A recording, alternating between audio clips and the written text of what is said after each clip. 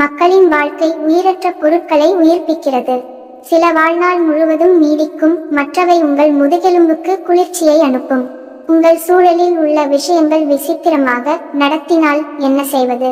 அவர்கள் உங்கள் கடன்களை நீக்கி, பழைய காயங்களை சரிசெய்து, வாழ்வதற்கான காரணத்தை உங்களுக்கு வழங்க முடிந்தால் என்ன செய்வது?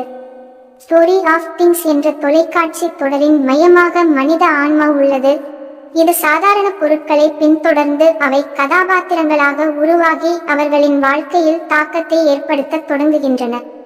சோனி எலிவிக்காக வெளியிடப்பட்ட அவரது மிக சமீபத்திய 5 பகுதி தொகுப்பு நமது சூழலில் உள்ள உயிரற்ற பொருட்களுக்கு உயிர் கொடுக்கிறது. ஆட்டோமொபைல்கள், கம்ப்ரசர்கள், கண்ணாடிகள், செதில்கள் மற்றும் பிற பொருட்கள். இருப்பினும் ஸ்டோரி ஆஃப் திங்ஸில் அவை வாழ்க்கையை மாற்றும் அனுபவத்தை வழங்குகின்றன. உதாரணமாக, வெயிங் ஸ்கேல்ஸ் என்று தலைப்பிடப்பட்ட முதல் அத்தியாயத்தை எடுத்துக் கொள்ளுங்கள். இந்த எபிசோடில் உடற்தகுதி மற்றும் உடல் எடையை குறைப்பதில் ஆர்வமுள்ள நடிகர் லாம் இறந்த பாட்டிக்கு சொந்தமான தராசில் அடியெடுத்து வைக்கும்போது வெறித்தனமாக இருக்கிறார். எபிசோட் இந்த அமைப்பில் உணர்ச்சிகரமான குற்றத்தை மையமாக கொண்டுள்ளது.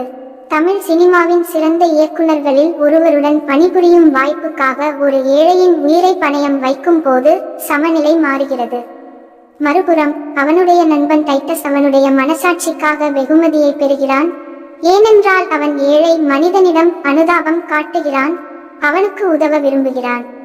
2வது எபிசோடில் மொபைல் போனில் அதிதி பாலன் வண்ணமிலேவாகவும் கௌதமி அவனது அம்மாவாகவும் நடிக்கிறார். வண்ணமயிலை கட்டுப்படுத்தும் அம்மா ஒரு நாள் போன் பண்ணாத போது அவர்களுக்கு எல்லாம் சரியாகிவிட்டது. இந்த அத்தியாயம் இயக்குனரிடமிருந்து ஒரு பயங்கரமான இயற்கைக்கு மாறான திருப்பத்தை பெற்றது. இந்த அத்தியாயத்தின் இறுதி தருணங்கள் உங்களை மூச்சு திணற வைக்கும். ரோஜு ரகுவாகவும் ரித்திகா சிங் ஸ்ருதியாகவும் நடித்த அமுக்கி 3வது எபிசோடில் குற்ற உணர்வும் ஒரு தீம். ரகுவும் அவனது காதலியும் பெரிய பணம் கிடைத்ததும் அமுக்கியை வீட்டிற்கு எடுத்து செல்ல முடிவு செய்கிறார்கள். இருப்பினும் ரகு மறைந்தவுடன் நிலைமை கட்டுப்பாட்டை மீறுகிறது.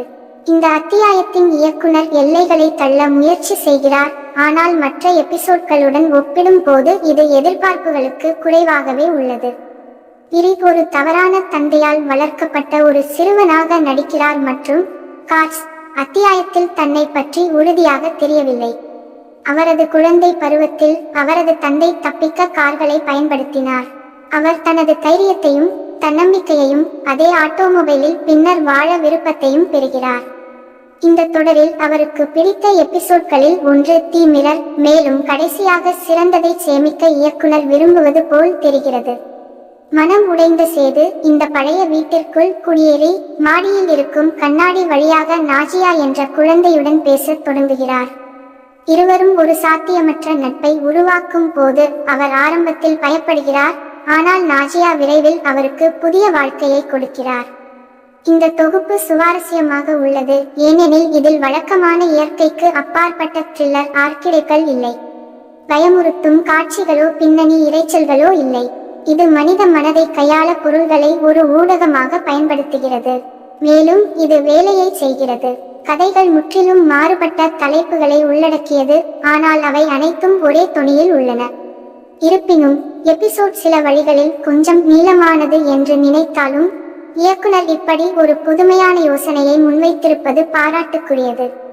இயற்கையாகவே நடிகர்கள், கேமரா, இசை மற்றும் எடிட்டிங் அனைத்தும் ஒன்றாக செயல்படுகின்றன.